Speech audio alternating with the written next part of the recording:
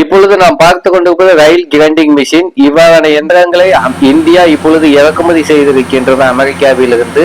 ஏனெனில் இப்பொழுது இந்தியாவில் அதிவேக ரயில்கள் இயக்கப்பட்டு வருகின்றன.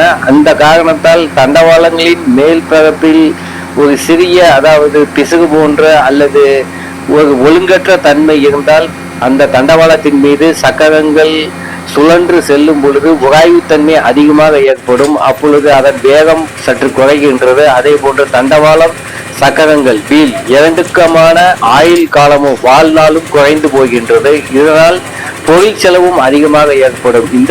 இந்த காரணத்துக்காக இப்போ இந்திய அரசானது இந்திய ரயில்வே அமெரிக்காவிலிருந்து இவ்வாறான மிகப்பெரிய இயந்திரங்களை இறக்குமதி செய்துள்ளார்கள். ஒரு தொகுதியில் 4 கிரைண்டிங் மிஷின்கள் இணைக்கப்பட்டிருக்கும். அதற்கு 55,000 லிட்டர் தண்ணீரும் ஒரு பெரிய டேங்கர்ல ஒரு தனியான ஒரு ரயிலில் இணைக்கப்பட்டிருக்கின்றது இந்த தொகுதியுடன் சேர்த்து.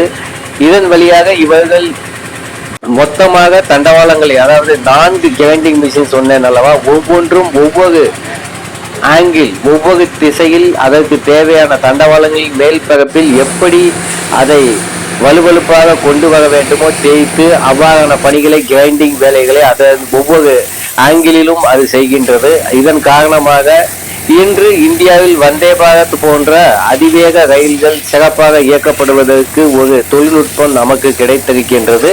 ஏற்கனவே பல மேலை நாடுகளிலும் பயன்படுத்தப்பட்டு வந்த தொழில்நுட்பம் தான். ஆனால் இந்தியாவில் இதற்கு முன்பாக 100 கிலோமீட்டருக்கு மேல் ரயில் தண்டவாளங்களில் மிகப்பெரிய அளவில் இயக்கப்பட்டது இல்லை.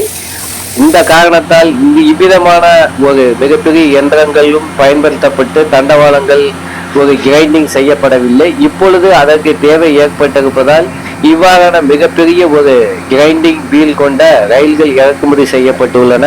கடந்த 6 மாதங்களாக இந்த பணிகள் இப்பொழுது நடைபெற்று வருகின்றன. அதை சுத்தப்படுத்துவதும் அதை பராமரிப்பதும் கூட மிகப்பெரிய பணியாக இருக்கின்றது.